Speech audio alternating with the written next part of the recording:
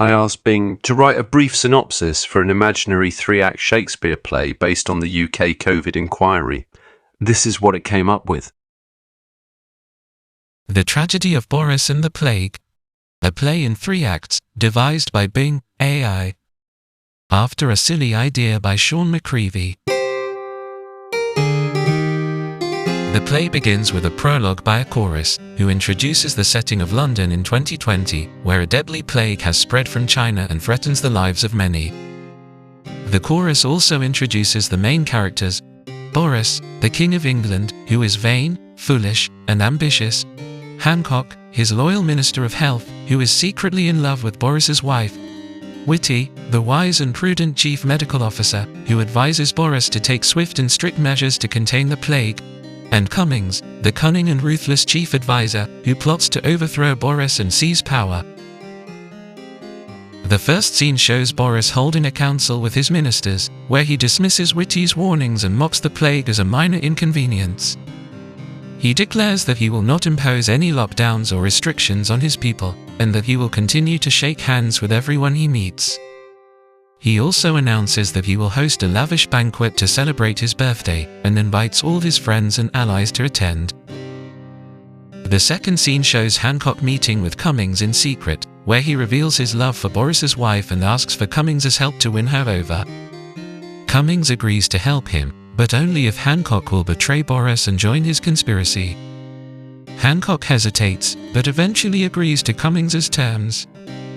The third scene shows Whitty visiting Boris in his chamber, where he tries to persuade him to change his mind and listen to science.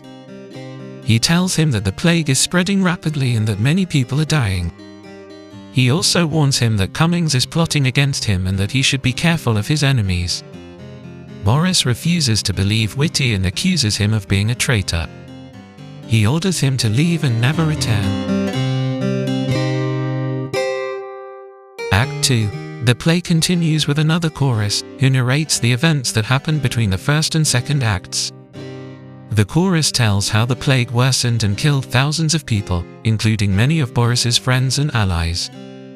The chorus also tells how Cummings leaked some damaging information about Boris to the public, such as his affair with a young woman, his mishandling of the pandemic, and his negligence of his duties. The chorus also tells how Hancock seduced Boris's wife and convinced her to leave him. The first scene shows Boris at his banquet, where he is surrounded by a few loyal supporters.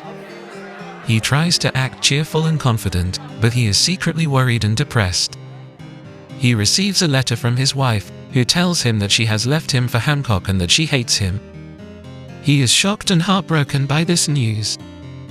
The second scene shows Cummings leading a group of rebels to storm the palace and overthrow Boris. They encounter some resistance from Boris's guards, but they manage to break through and reach Boris's hall.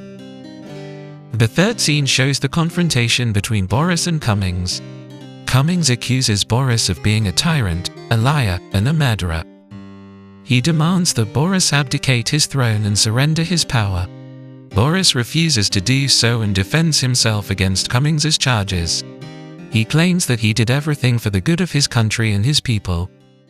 He also accuses Cummings of being a traitor, a villain, and a usurper. He challenges Cummings to a duel. Act 3. The play concludes with a final chorus, who summarizes the outcome of the duel and the fate of the characters. The chorus tells how Boris and Cummings fought fiercely, but neither could gain an advantage over the other. They both wounded each other fatally, and died on the spot. The chorus also tells how Hancock became the new King of England, but he soon fell ill with the plague and died as well. The chorus also tells how Whitty survived the plague and became the leader of a new government, which was more democratic and scientific. The chorus also tells how Boris's wife regretted her actions and killed herself out of guilt.